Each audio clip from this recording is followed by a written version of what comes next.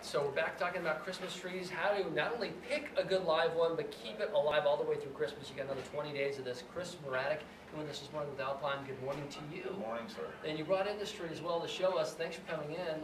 Tell us, first and foremost, you guys have 8 different locations. You got a bunch of people coming out. How do you pick a good tree that's going to stay alive all the way through Christmas? Well, the main thing, when you go in there, look at the appearance of the tree. It should have a nice green color. You can grab some of the needles and make sure that they're not coming off. Also, you can grab a handful of branch.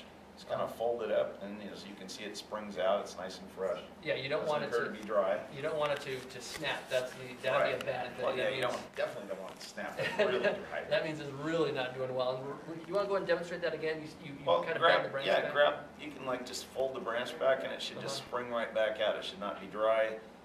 If you go to a tree lot location where they sell a lot of trees, which is something that we do, our trees come in fresh every day, and that tends to help. Some of the larger warehouse locations will bring in one big shipment, kind of stays there for a while. So you want to look at the tree, and you're going to have some, especially because it's been bundled up, you're going to have some needles you are going to have a few needles. In the summertime, they will shed a few needles, but we shake the trees before they come into California. Okay, so that way you're not going to have a ton. If you've got a bunch of needles, that's a problem. Yeah, you shouldn't have a whole lot of needles, and you can ask the lot attendant to help you out with that if they want to. They can shake the tree a little bit just to make sure that all the loose needles are out. Okay, so you find the glorious Christmas tree, you love what you got, you bring it home. How do you keep it alive? What's the first thing you do when you walk in the door through the pottery? Well, the first thing you want to do is make sure that you cut at least 1 inch off the bottom, because the sap will have thickened up in shipping.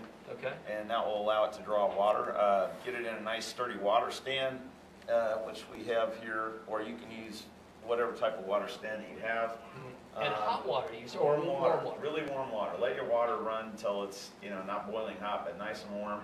The warm water will thin the sap out and help it to drink better. And another thing is add an aspirin and a table of sugar. Well, aspirin will actually it will do like it does in your blood. It will actually thin out the sap and make it drink better. And a teaspoon of sugar will tend to feed it. So. And I was asking you, it can't be Vicodin, it can't be Advil. It's specifically no, don't go aspirin. for the prescription.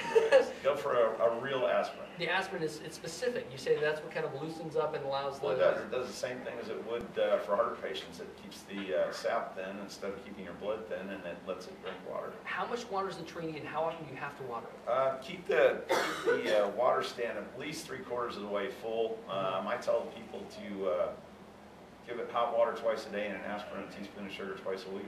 Wow. Works pretty good. It's like taking care of a patient there in a hospital. It is, but if you care for anything, it'll last better.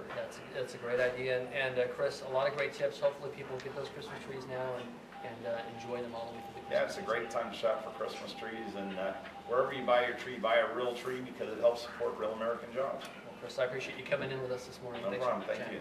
All right.